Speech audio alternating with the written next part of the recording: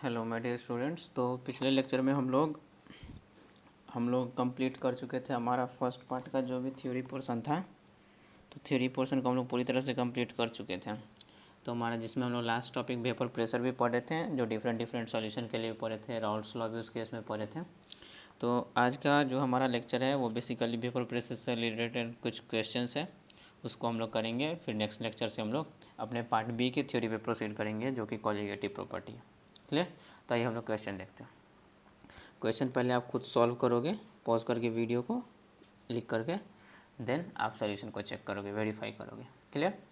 चलिए देखिए, first question है आपका, two liquids form an ideal solution. दो लिक्विड है जो कि आइडियल सॉल्यूशन बना रहा है। मतलब आइडियल सॉल्यूशन मतलब सॉल्यूशन का प्रिपरेशन हो रहा है। ठीक है, हम लोग पढ़ेंगे लास्ट में कि आइडियल नॉन आइडियल क्या होता है। At 27 degree Celsius vapour pressure of solution containing 1 mole of X, मतलब मोल ऑफ एक्स दिया हुआ है कितना 1, एंड 3 मोल्स ऑफ वाई, और मोल्स ऑफ वाई दिया हुआ है 3। तो 27 डिग्री सेल्सियस पे vapour pressure of solution containing 1 mole of X and 3 moles of Y is 550 mm of H G. मतलब वेपर प्रेशर, टोटल प्रेशर दिया हुआ है हम लोग को P T, that is 550 mm of H G. Clear? उसके बाद क्या दे रहा है? ठीक है, if 1 mole of Y is further added to this solution, मतलब बाद में, ये मान लीजिए कि इनिशियल केस है, फाइनल केस हम लोग मान लेते हैं।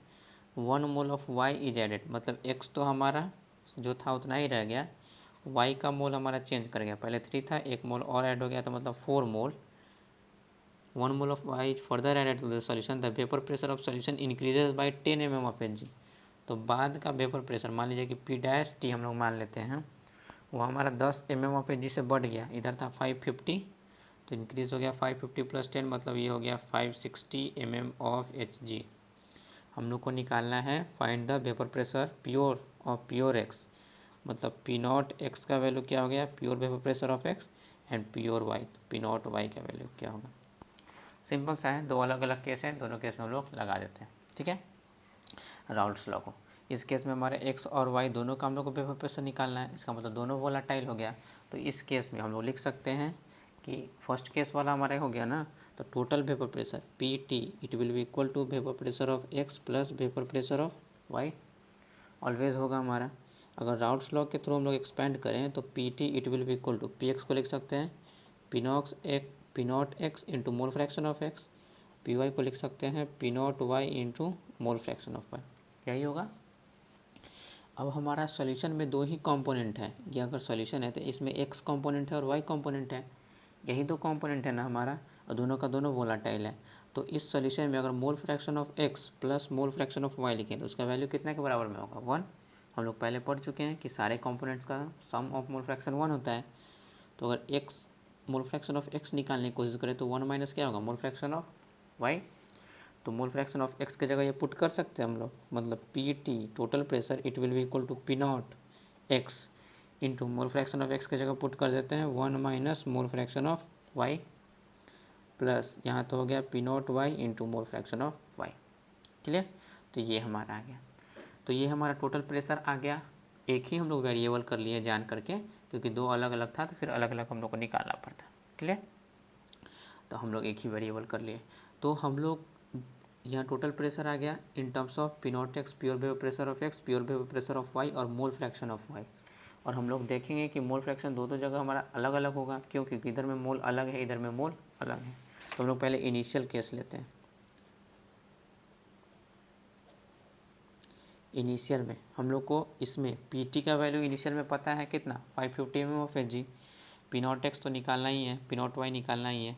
मोल फ्रैक्शन ऑफ वाई निकाल लेते हैं हम लोग। तो mole fraction of Y will be, mole fraction of Y will be mole of Y divided by total mole, मतलब mole of X plus mole of Y. Clear? तो मोल ऑफ वाई शुरुआत में कितना है हमारा 3 divided by 3 plus 1 4, that is 3/4 आ गया। अब put कर दीजिए, तो नाउ पी टी का वैल्यू कितना है शुरुआत में 550, मतलब यहाँ से हम लोग लिख सकते हैं कि 550 it is equal to P naught X का तो पता नहीं, तो P naught X into 1 minus X Y, mole fraction of Y, mole fraction of Y कितना है 3/4 प्लस पी नॉट वाई का भी पता नहीं, और मोल फ्रैक्शन ऑफ वाई कितना है हमारा 3/4। क्लियर। अब इसको सॉल्व कर लो कि 550 इट इज़ इक्वल टू, यहाँ तो हो जाएगा पी नॉट एक्स, यहाँ पे हो जाएगा 4 - 3 दैट इज़ बेसिकली 1/4, और यहाँ पे हो गया plus 3/4 P naught Y. Clear. 4 से सारी जगह हम लोग मल्टीप्लाई कर देते हैं तो इट विल बी 4 × 550, यहाँ पे 4 से मल्टीप्लाई करें तो 4 से 4 कैंसिल हो जाएगा, मतलब पी नॉट एक्स और प्लस 3/4 ना, I am sorry, plus 3 P naught Y, equation number 1। तो इनिशियल केस में लगाए तो एक इक्वेशन आ गया। सेम एक्सप्रेशन हम लोग कौन से केस में लगा सकते हैं, फाइनल केस में भी लगा सकते हैं।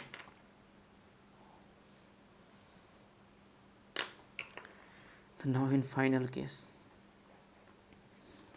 केस में क्या है हमारा, मोल ऑफ एक्स तो उतना ही, टोटल प्रेशर का अभी भी तो एक्सप्रेशन यही रहेगा ना, ये थोड़ी चेंज कर जाएगा हमारा, क्योंकि उस केस में भी एक्स और वाई दोनों पे डिपेंड करेगा।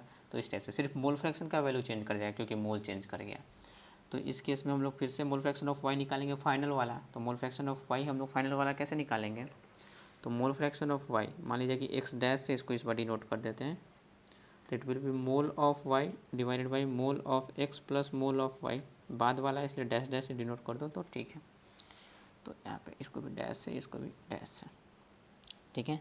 तो बाद का कितना है मोल ऑफ वाई, बाद का 4 divided by 4 + 1 5, it is 4 divided by 4 + 1 5। तो मोल फ्रैक्शन चेंज कर गया, बाकी एक्सप्रेशन तो फिर से वही है पी टी। तो बाद का फाइनल प्रेशर हमारा कितना है 560, इधर में हम लोग लिख सकते हैं 560 it is equal to P naught X जो कि पता नहीं है हम लोगों को, into 1 minus mole fraction of Y जो कि कितना आया है इस केस में 4/5 plus P naught Y into mole fraction of Y जो कि कितना है 4/5। इस केस में 5 से सारे टाइम मल्टीप्लाई कर दो तो 5 × 560 it will be equal to 5 - 4 that is 1, simply P naught X plus 4 P naught Y, equation number 2। दो इक्वेशन आ गया, एक इक्वेशन ये और एक इक्वेशन आपका, सॉरी दिख नहीं रहा आपको, एक इक्वेशन आपका ये।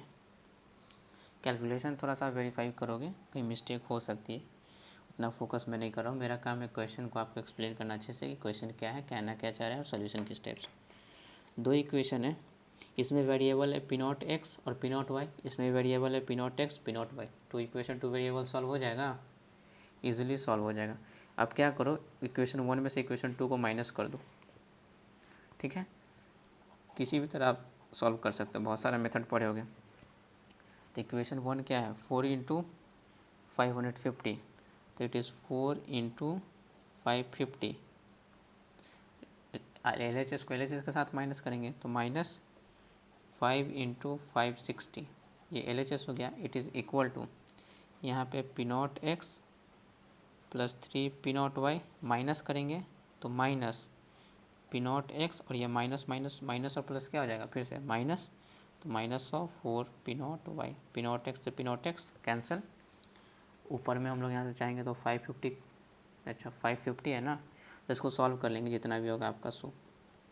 तो 4 × 550 माइनस 5 × 560, इधर में 3 P naught Y minus 4 P naught Y, it is minus of 1 P naught Y. ये भी सॉल्व करोगे तो आप कुछ माइनस में वैल्यू आएगा, तो माइनस माइनस कैंसिल हो जाएगा, तो पी नॉट वाई का वैल्यू निकल जाएगा। पी नॉट वाई का जैसे ही वैल्यू निकल जाएगा तो पी नॉट वाई के वैल्यू को आप कहीं भी इस इक्वेशन कहीं भी पुट करोगे तो पी नॉट एक्स निकल जाएगा। यही तो मेरा आंसर था। क्लियर। होप आपको ये क्वेश्चन समझ में आई होगी। क्लियर। चलिए let's proceed to our next question. Question है आपका, the vapour pressure of pure benzene is 90 mm of Hg, मतलब P naught benzene it is 90 mm of Hg and that of pure toluene, the P naught of toluene it is 40 mm of Hg। Clear. At temperature T, आपका first part, हम लोग first part ही solve करना start करते हैं। What is the composition of solution of these two component that has a vapor pressure of 60 mm of Hg at this temperature। मतलब vapour pressure solution का दिया हुआ है PT, या हम लोग PS से भी डिनोट करते हैं वेपर प्रेशर ऑफ सॉल्यूशन। ये दिया हुआ है 60 mm ऑफ Hg। तो आपको बताना है कि उसमें बेंजीन कितना होगा, टॉलिन कितना होगा। आसान है। दोनों का हम लोग को यहाँ पे प्योर वेपर प्रेशर दे दिया, मतलब दोनों वेपराइज हो रहा है, दोनों हमारा वोलाटाइल है। दोनों वोलाटाइल मतलब अगर हम लोग इस केस में PT लिखें तो it will B partial pressure of benzene plus partial pressure of toluene. क्योंकि फर्स्ट केस में हम लोग पढ़े थे जब दोनों का दोनों हमारा कंपोनेंट वोलाटाइल होता है तो दोनों कंपोनेंट के प्रेशर के सम के बराबर हमारा टोटल वेपर प्रेशर आएगा। अगर राउल्ट्स लॉ के थ्रू हम लोग इसको एक्सपेंड करें तो P ऑफ बेंजीन या पार्शियल प्रेशर ऑफ बेंजीन को लिख सकते हैं pure vapour pressure of benzene into mole fraction of benzene plus partial pressure of toluene को लिख सकते हैं pure vapour pressure of toluene into mole fraction of toluene. हम लोग को यही निकालना है। PT तो गिवन है, P नॉट बेंजीन दिया हुआ है, P नॉट टोलिन दिया हुआ है, हम लोग को मोल फ्रैक्शन ऑफ बेंजीन और मोल फ्रैक्शन ऑफ टोलिन। तो एक ही इक्वेशन है तो दो वेरिएबल रहेगा तो सॉल्व नहीं होगा। तो मोल फ्रैक्शन ऑफ बेंजीन या मोल फ्रैक्शन ऑफ टोलिन को किसी एक फैक्टर के टर्म्स में आप चेंज कर लो। फिर से सॉल्यूशन में आपका दो ही चीज़ है, बेंजीन और टोलिन, तो इन दोनों का मोल फ्रैक्शन का सम हमेशा कितना आएगा, 1 ही आएगा ना, कि दो कंपोनेंट है। तो mole fraction of benzene plus mole fraction of toluene it is equal to 1। तो आप चाहोगे तो यहाँ पे मोल फ्रैक्शन ऑफ बेंजीन को लिख सकते हो 1 minus mole fraction of toluene. तो मोल फ्रैक्शन ऑफ बेंजीन को रिप्लेस कर दीजिए, तो यहाँ से हो जाएगा PT it will be equal to P naught of benzene, B for benzene उतना नहीं लिखते हैं। मोल फ्रैक्शन ऑफ बेंजीन को लिख सकते हैं 1 minus mole fraction of toluene, तो into 1 minus mole fraction of toluene plus P naught of toluene into mole fraction of toluene. तो PT टोटल वेपर प्रेशर दिया हुआ है, P नॉट B दिया हुआ है, P नॉट T दिया हुआ है, मोल fraction of toluene, mole fraction of toluene एक ही वेरिएबल है, सॉल्व हो जाएगा। वैल्यू को पुट कर देंगे हम लोग, तो पुट कर दीजिए। तो PT कितना है हमारा इस केस में 60। यूनिट का ध्यान रखेंगे, सारा MOPG में ही है ना, तब ठीक है। P नॉट ऑफ बेंजीन कितना दिया हुआ है 90 into 1 minus mole fraction of toluene plus P naught of toluene कितना दिया हुआ है 40, तो 40 into mole fraction of toluene. अगर एक्सपेंड करोगे तो it is 60, it is equal to 90 minus 90 into mole fraction of toluene plus 40 into mole fraction of toluene. अगर आप फिर से इसको एक्सपेंड करोगे तो it will be equal to, ठीक है हम लोग सॉल्व कर लेते हैं, 90 को इधर कर लेते हैं, it is 60 minus 90 it is equal to minus 90 mole fraction of toluene plus 40, तो it is equal to minus of 50 into mole fraction of toluene. ये हो गया हमारा आपका minus 30, it is equal to minus 50 into mole fraction of toluene, minus से minus cancel out, तो mole fraction of toluene कितना हो गया इधर में 30 डिवाइडेड बाई 50, 0 से 0 कैंसिल, मतलब 3/5। तो मोल फ्रैक्शन टोलिन का आ गया, तो कॉम्पोजिशन ऑफ दोनों का निकालना था, तो एक का तो निकल गया, तो मोल फ्रैक्शन टोलिन का आ गया हमारा 3/5। तो मोल फ्रैक्शन बेंजीन का कितना हो जाएगा 1 माइनस 3/5, दैट इज बेसिकली 2/5। दोनों आंसर हो गया क्लियर। तो ये था फर्स्ट पार्ट। अब हम लोग सॉल्व करते हैं इसका सेकेंड पार्ट। सेकेंड पार्ट है what is the composition of vapour in equilibrium with this solution. मतलब हम लोग को कॉम्पोजिशन ऑफ क्या निकालना है, वेपर, मतलब वेपर फेज कॉम्पोजिशन निकालना है। तो वेपर फेज कॉम्पोजिशन हम लोग बताए थे वो गैस है दोनों हमारा मिक्स्ड, तो गैस के केस में डाल्टन्स लॉ पार्शियल प्रेशर निकालेंगे। तो हम लोग लिख सकते हैं कि पार्शियल प्रेशर ऑफ बेंजीन,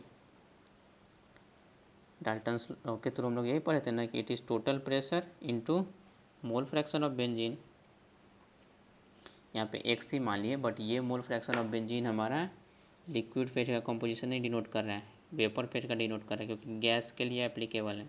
ठीक है, तो ये हमारा निकल गया इस टाइम में मोल फ्रैक्शन ऑफ बेंजीन।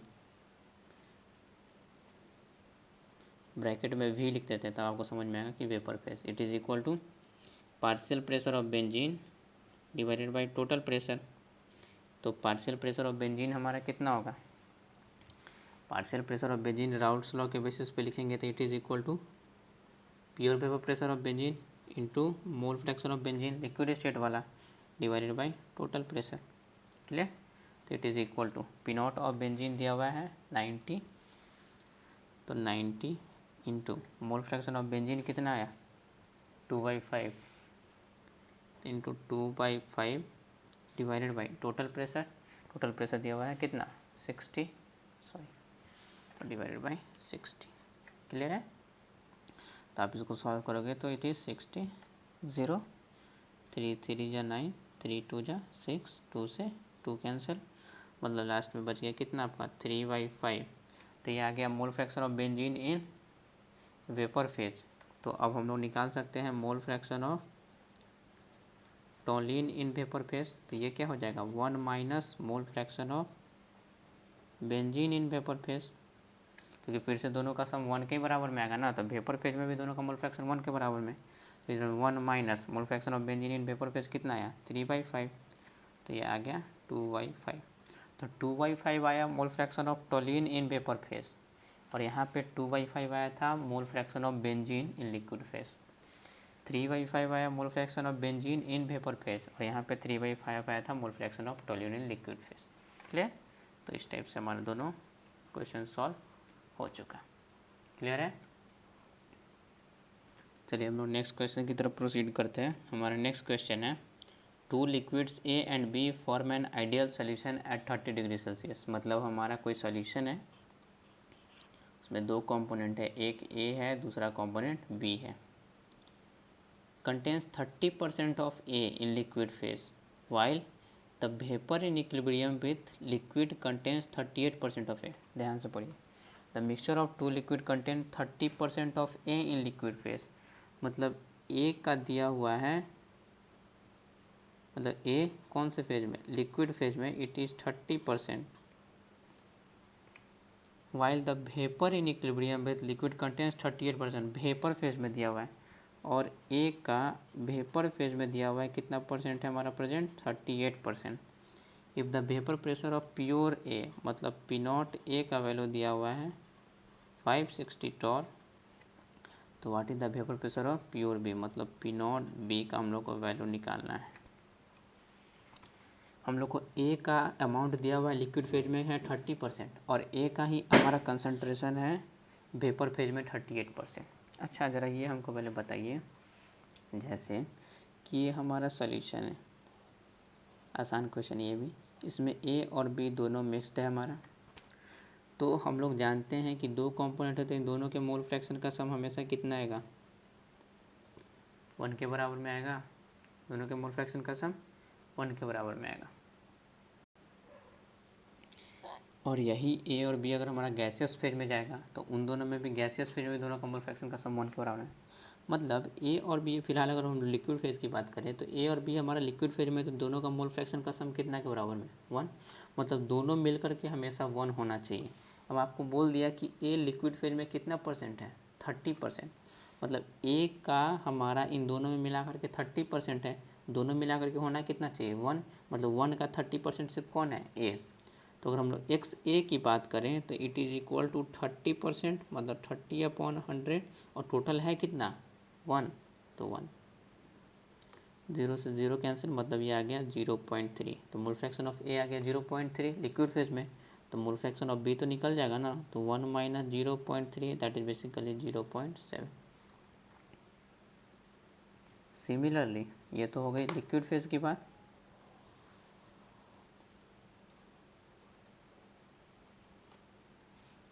अगर हम लोग वेपर फेज की बात करें तो ए यहाँ पे गैसीय स्टेट में, बी भी गैसीय स्टेट में, तो इधर में mole fraction of A Y से हम लोग वेपर फेज कंपोजिशन दिखलाते हैं, और mole fraction of B vapour phase में दोनों फिर से 1, क्योंकि 2 कंपोनेंट दोनों का मोल फ्रैक्शन तो 1 के बराबर में आएगा ही। हम लोग पहले ही पढ़ चुके हैं कि एक मिक्सचर है, उसमें जितना भी कंपोनेंट होगा सारे का मोल फ्रैक्शन का सम 1 के बराबर। अब बता रहा है कि ए आपका कितना परसेंट है इसमें वेपर फेज वाले में 38%, मतलब अगर हम लोग मोल fraction of A in vapour phase निकालने की कोशिश करें तो इट इज़ 38%, मतलब 38/100, टोटल कितना 1, मतलब ये आ गया 0.38। तो mole fraction of be in vapour phase निकाल सकते हैं, तो दैट इज़ 1 माइनस 0.38 मतलब it is equal to 0 point, ये हो गया आपका 2 और ये आपका 9, 0.62। क्लियर, आई बात समझ में। तो हम लोग को सारा कॉम्पोजिशन पता चल गया। हम लोग को निकालना क्या चीज़ है, पी नॉट ऑफ ए दिया हुआ है, आपको क्या निकालना है, पी नॉट ऑफ बी। तो एक बार लिक्विड फेज के लिए लगा लेते हैं, एक बार वेपर फेज के लिए लगा लेते हैं, आपका अपने आप सॉल्व हो जाएगा। तो अगर लिक्विड फेज के लिए हम लोग बात करें तो दोनों का हम लोग को वेपर प्रेशर है, इसका मतलब हमारा दोनों कंपोनेंट वोलाटाइल है, तो उस केस में वेपर प्रेशर हमारा total P A plus P B के बराबर में होगा। P T it will be equal to Raoult's law के बेसिस पे it is P naught A into mole fraction of A, it is equal to P naught B into mole fraction of B.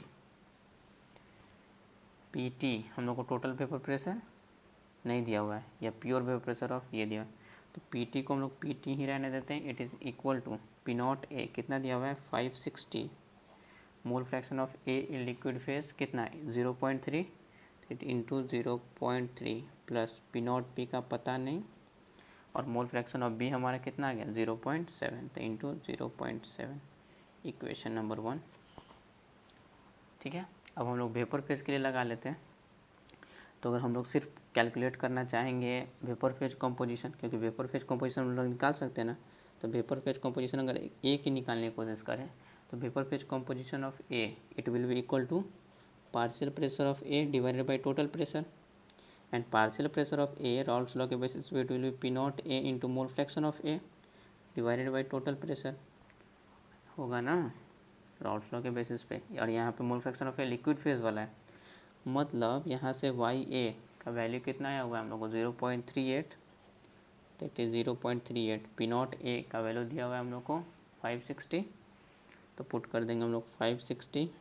Mole fraction of A in liquid phase कितना है 0.3, that is 0.3 divided by P T.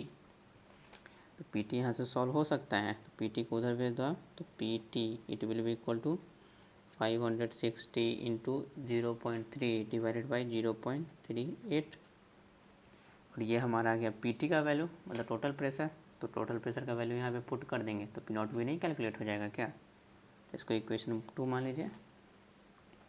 Now putting value of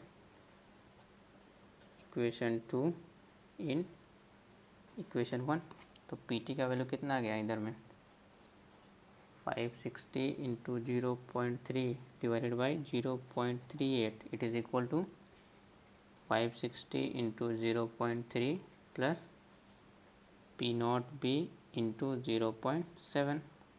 अब इसको और solve करोगे तो ये plus में है तो इधर जाएगा तो किस चीज़ में हो जाएगा, माइनस में हो जाएगा, और ये मल्टीप्लिकेशन में है तो डिवीज़न में, तो पी नॉट बी इधर ही छोड़ दो आप, तो P naught B it is equal to 560 into 0.3 divided by 0.38 minus of 560 into 0.3, और इन सारे के डिवीज़न में हमारा आ जाएगा 0.7, और जो सॉल्व करके आ जाएगा वही पी नॉट बी हो जाएगा, टॉर में ही होगा।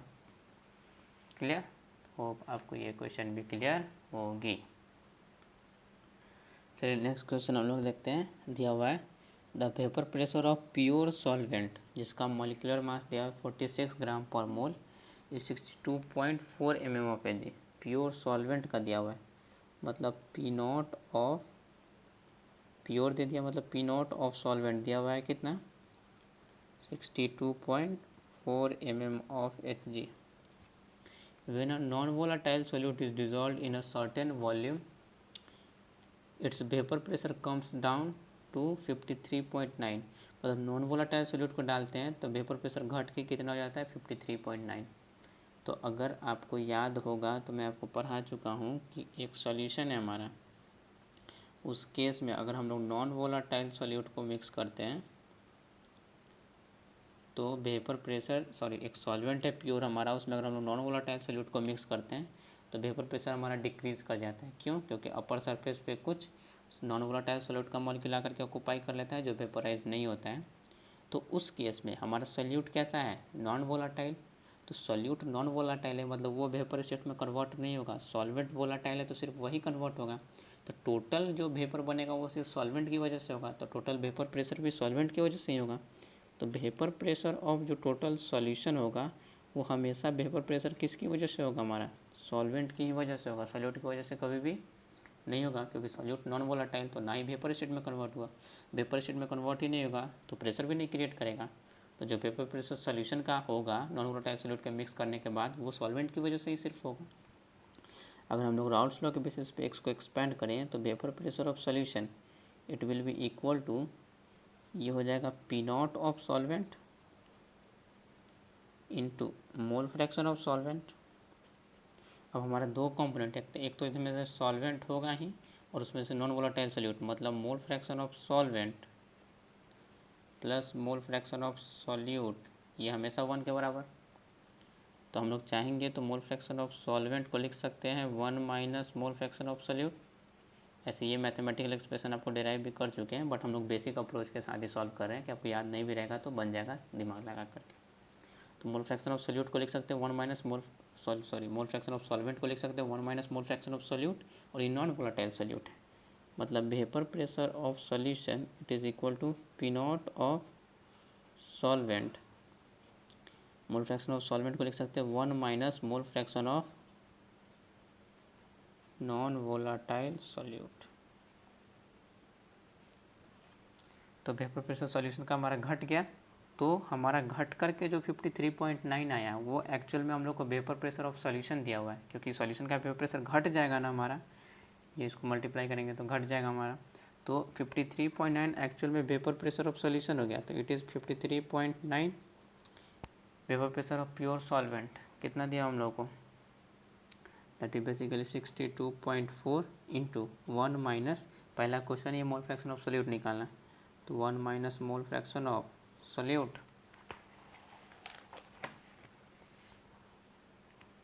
बस सॉल्व कर लेंगे।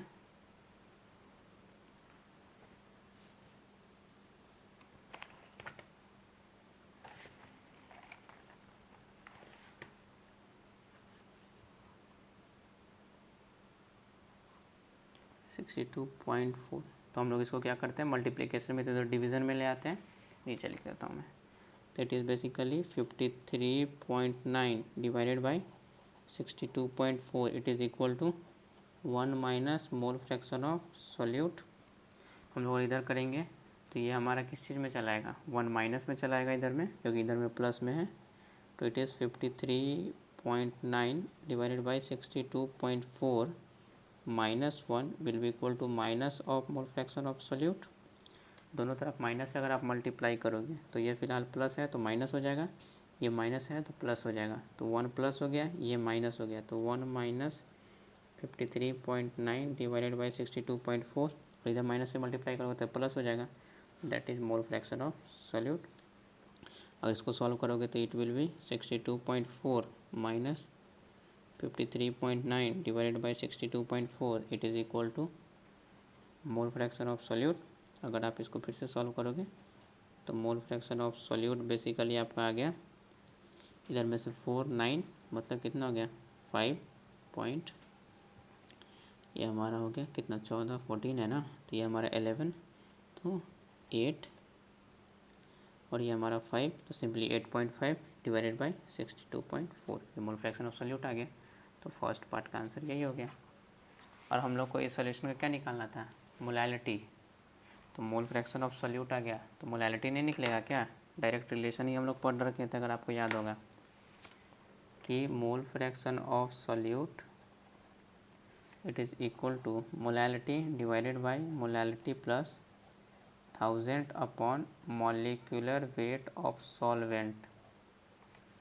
तो मोल फ्रैक्शन ऑफ सॉल्यूट कितना आ गया 8.5 डिवाइडेड बाई 62.4, मोलैलिटी हम लोग को निकालना है divided by molality plus 1000, molecular weight of solvent, molecular weight of solvent दिया हुआ है 46 ग्राम पर ml डिवाइडेड बाई 46, इसको सॉल्व कर लेंगे हम लोग, तो एक ही इक्वेशन है मोलैलिटी वो सॉल्व हो जाएगा, तो इससे मोलैलिटी में निकल जाएगा फाइनल सोल्यूशन। क्लियर। चलिए नेक्स्ट प्रॉब्लम है हमारा, the vapour pressure of pure liquid A is 40 mm of Hg, मतलब प्योर वेपर प्रेशर ऑफ ए दिया हुआ है 40 mm of Hg, that is basically 40 mm of Hg at 310 Kelvin. The vapor pressure of this liquid in solution with liquid B is 32 mm of Hg. मतलब vapour pressure of this liquid in a solution with liquid B, मतलब इस liquid A को जब हम लोग liquid B के साथ mix कर देते हैं तब जो सोल्यूशन का वेपर प्रेशर है वो 32 mm ऑफ Hg है। मतलब पी टी का वैल्यू दे दिया 32 mm ऑफ Hg। हमारे से क्या पूछ रहा है, the mole fraction of A in the solution if ओवेज Raoult's law. तो हम लोग को मोल फ्रैक्शन ऑफ ए निकालना है, that is mole fraction of A की ये कितना होगा। चलिए आइए हम लोग इसको सॉल्व करते हैं।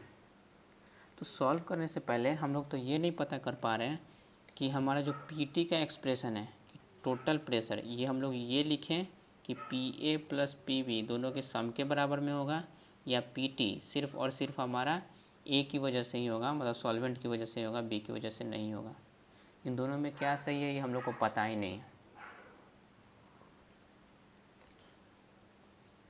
अब जरा आप देखिए कि हमारा प्योर वेपर प्रेशर ए का दिया हुआ है 40 mm ऑफ Hg, और हमारा मतलब ए का शुरुआत में वेपर प्रेशर जब से सॉल्वेंट था तो 40 mm ऑफ Hg, जब वही ए हमारा बी के साथ मिक्स होकर गया है तब हमारा जो टोटल वेपर प्रेशर है वो 32, मतलब घट गया कि बढ़ गया, घट गया ऑब्वियसली।